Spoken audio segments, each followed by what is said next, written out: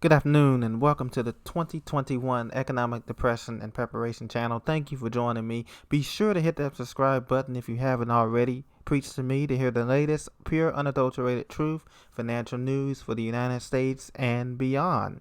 Today I want to get right into our basic topic, and that is some good news that I want to share with you. Well, actually two good news today, because a lot of people have been saying that I only share bad news and that this is a doom and gloom channel, and that's not exactly 100% true. And so I want to share some good news today. First good news is that, well, first of all, the first good news is that we're still here, we're still alive, we're breathing, we're blessed to be above ground today. But there's other good news as far as this economy. They're saying that the CNBC and MSNBC is reporting that the U.S. housing starts and building permits have accelerated this month. U.S. home building and permits surged in December as historically low mortgage rates, as you know, 2.7, 2.8%, supported the housing market.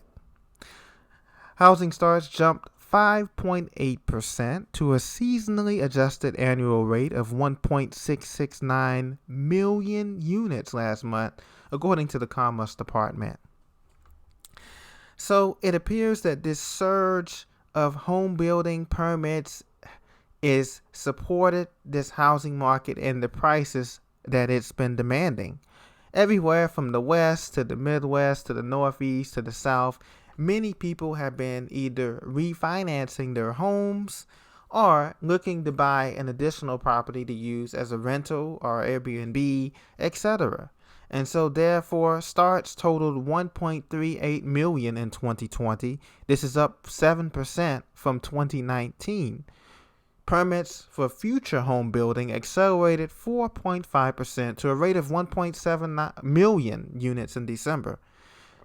Permits, which typically lead starts by 1 to 2 months, totaled 1.4 million last year. That is a 4.8% increase from 2019.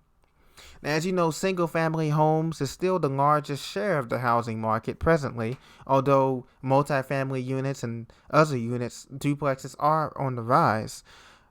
They soared 12% last year to a seasonally annually adjusted rate of 1.33 million units. Single-family starts have increased for 8 straight months, according to the data. So it appears the health crisis is hurting the availability of labor at construction sites, as 6 workers or those who test positive are encouraged to stay at home. Now, there is some drawbacks to this. They're saying that, of course, you've heard on much of the media that the prices for lumber and materials surged 52.2% on a year-by-year basis, according from data to the Labor Department. So the housing market is being undermined by cheaper mortgages and an exodus from city centers, as many people are leaving high-tax states like New York, California, Illinois, to name a few, to suburbs and other low-density areas, as companies, of course, allow their workers to telework from home and schools shift to online classes because of the health crisis. So about 23.7% of the labor force is working from home. So single-family building permits raised to 7.8% to a rate of 1.2 million units in December. Now, this current home building surge, like I said, is mainly supported by refis, but also by lean inventories, especially for previously owned homes or used homes. So a lot of the banks have cut their books. They don't have a lot on their books because what they're doing with the moratorium on rent and mortgage moratorium being extended by President Biden to March 31st. That has allowed for many of these banks and mortgage-backed securities to cut their inventory down, and in effect, that's what's keeping prices up. When supply is low, prices on new family, single-family homes and on multifamily homes continue to be inflated and bubble because they've artificially cut the number of supply of homes available on these MLS listings, the real estate listings, etc.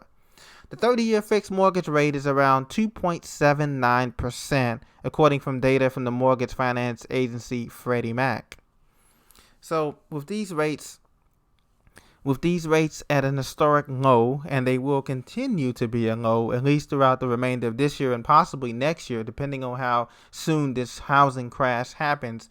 But I think by the end of this year, we're going to see the bubble come out of the housing market, but that's a topic for a different day. But I want to say another good news thing is that the current President Biden is anticipating giving first-time home buyers a $15,000 credit. That's right. He's planning on giving first-time home buyers, I should say, a $15,000 credit toward their down payment assistance, or in a lot of these states that don't have that. And that, coupled with the fact that student loan forgiveness is a very real possibility under this administration.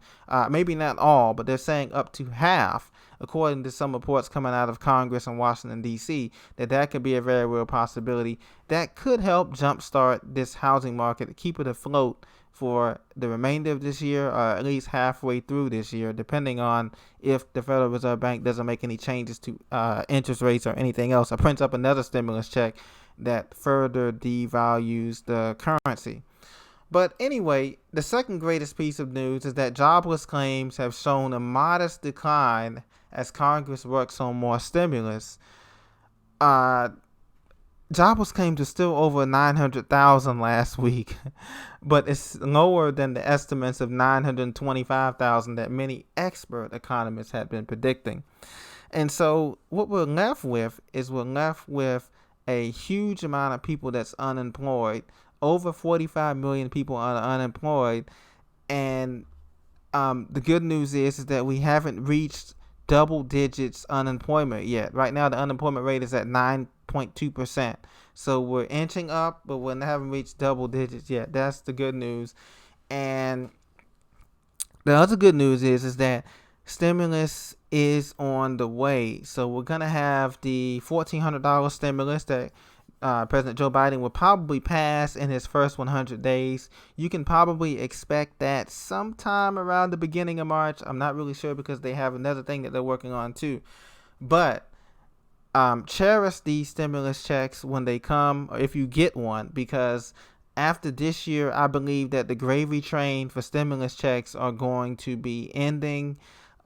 They cannot continue to print up money to sustain everybody in the country and to sustain every rental loss or commercial backed security loss or everything. That's not going to have enough money to do that and improve the infrastructure of this country, which is starting to fail badly.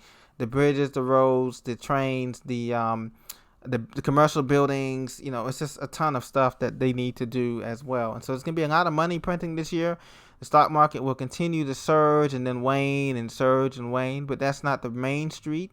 We should be encouraged to continue to stack up supplies, food, water, medicine, anything that you can save, and reusable stuff is becoming a hot thing now with a lot of the ladies. I noticed they're using a lot of reusable bags and sustainability, things of that nature. So continue to stock up on that as well, because that is going to become like gold.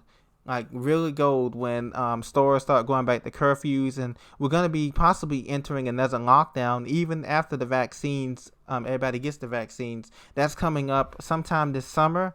Between May and August, there could be another lockdown, because right now a lot of states are talking about going. And that's good news is a lot of states are planning on sending kids back to school in April. Or late April or something like that. So if they do that and more cases come up with this health crisis, then they may say to lock down a national lockdown, which is President Biden, he's not ashamed to do, because he's already signed the federal mandate that everybody must wear a mask around different places. That's already been executive order. So we can expect a lockdown even with the vaccines, and that's going to hurt the economy. And that's why I'm saying we're going to go into a double dip recession coming up this summer. But in the meantime, enjoy the stimulus checks. Enjoy.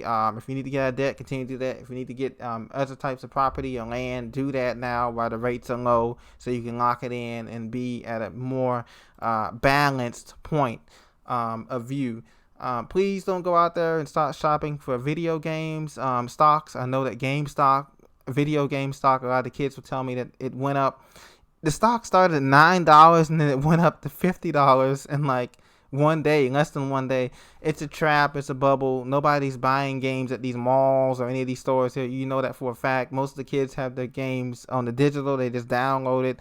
and I think they pay a certain amount of money, and they buy tokens online, so they don't not going to the malls or outlet malls or GameStop and buying a PlayStation 5 or buying these games on the whatever they play now on these Nintendos. So just don't get suckered into these stock market trades like that, because it's all an illusion. It's all a bubble. Continuing to invest in sound, profitable companies. Well, be blessed, my friends. That's my two good news for today, and I look forward to seeing you the next time. Take care.